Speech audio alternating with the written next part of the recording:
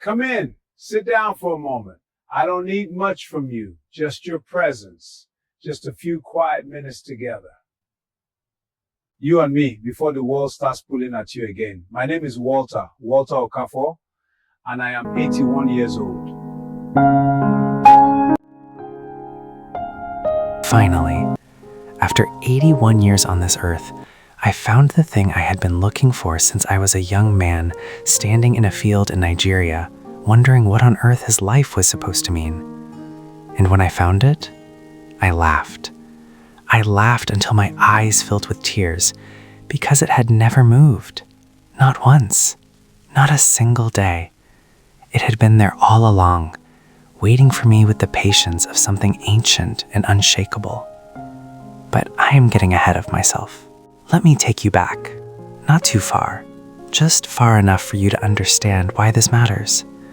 I was 22 when I left home, full of fire, full of ambition. I had this picture in my mind of who Walter Okafor was going to be. Successful, admired, somebody that people pointed to and said, there is a man who made something of himself.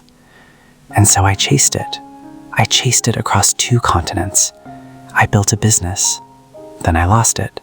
I built another one. I raised children, buried my father, watched my mother fade slowly in her final years. I loved a woman for 43 years, and I watched her leave this world on a Tuesday morning in October while I held her hand and could not find a single word worthy of the moment. I was 68 years old, sitting in that hospital chair, and for the first time in my life, I had absolutely nothing to chase. And I realized I didn't know who I was without the chase. That, my friend, was the darkest I have ever been. Not dramatic darkness, not the kind you see in films. Quiet darkness. The kind that sits in a clean, empty house and asks you a question you are not prepared to answer. The question was simple. Walter, what was it all for? I did not have an answer. For almost 2 years, I moved through my days like a man going through motions he no longer believed in. I woke up. I ate. I spoke to my children on the telephone. I sat in my garden and stared at things without really seeing them. My daughter, Amara, she used to come by on Sundays. She would bring food I did not ask for and sit beside me without trying to fix me. She is wise, that one. Wiser than I gave her credit for when she was young. One Sunday she said to me, quietly, without looking up from her hands, she said, Papa, when did you last do something just because it made you feel like yourself? I opened my mouth to answer, and nothing came out. I sat with that question for 3 weeks. It followed me into sleep. It was there when I made my morning tea. When did I last do something just because it made me feel like myself? And then one morning, very early, I went out to the garden. The sun had not fully decided to rise yet. The air had that particular coolness that only exists for about 20 minutes before the day takes it away. And I knelt down in the soil. No reason, no plan. I just knelt down and put my hands in the earth. I stayed there for a long time.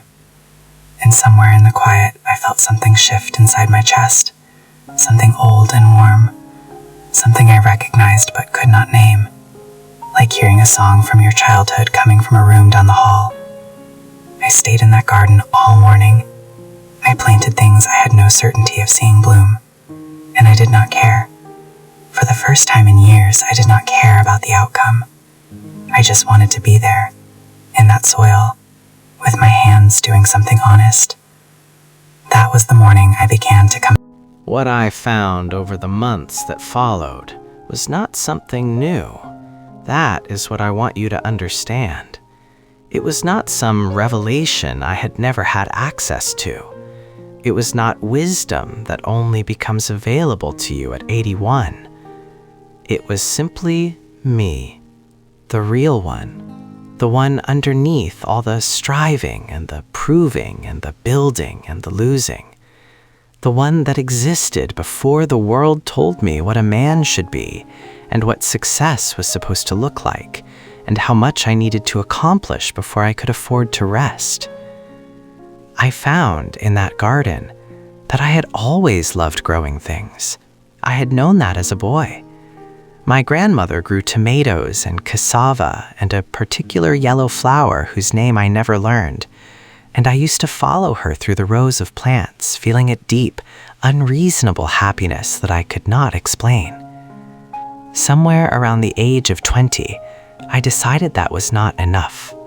That happiness was too small, too quiet, too simple for the man I intended to become.